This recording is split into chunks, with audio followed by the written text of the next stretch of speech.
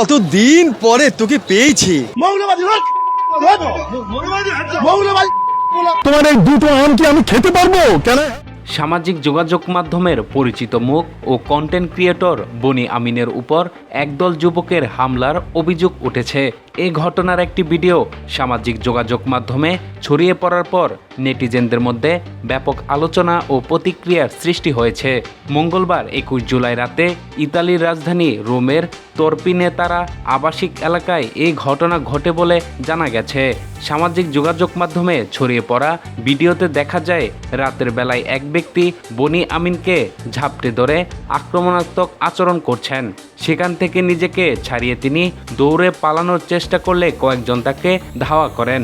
এক পর্যায়ে রাস্তার পাশে পার্ক করা একটি গাড়ির সামনে তাকে মাটিতে ফেলে শারীরিকভাবে লাঞ্ছিত করা হয়। ভিডিওতে হামলাকারীদের বাংলায় চিৎকার ও অশালীন ভাষা ব্যবহার করতে শোনা যায়। তাদের কথাবার্তায় বাংলাদেশি আঞ্চলিক উচ্চারণও লক্ষ্য করা গেছে। এ সময় হামলাকারীরা বনি আমিনকে বারবার মৌলবাদী বলে সম্বোধন করছিলেন এবং একে অন্যকে হামলা চালাতে উস্কানি দিতে শোনা যায়। যদিও ঘটনাটি ইতালির রোমে ঘটেছে বলে জানা গেছে, তবে হামলার সুনির্দিষ্ট কারণ এবং হামলাকারীদের পরিচয় এখনও আনুষ্ঠানিকভাবে নিশ্চিত হয়নি। সামাজিক যোগাযোগ মাধ্যমে বিভিন্ন ধরনের দাবি উঠেছে। ঘটনার সময় বনি আমিন মদ্যপ ছিলেন কিনা বা রাজনৈতিক মতপার্থক্য এই ঘটনার পিছনে ভূমিকা রেখেছে কিনা, তবে এসব তথ্যের কোনোটি এখনও স্বাধীনভাবে যাচাই বা কর্তৃপক্ষের মাধ্যমে নিশ্চিত করা যায়নি। বাংলাদেশের নোয়াখালীর হাতিয়া উপজেলায় জন্ম নেওয়া বনি আমিন বর্তমানে অস্ট্রেলিয়ার নাগরিক।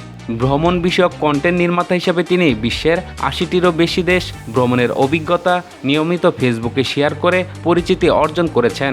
ভ্রমণের পাশাপাশি সমসাময়িক সামাজিক ও রাজনৈতিক বিভিন্ন বিষয়েও তিনি নিয়মিত মতামত প্রকাশ করেন।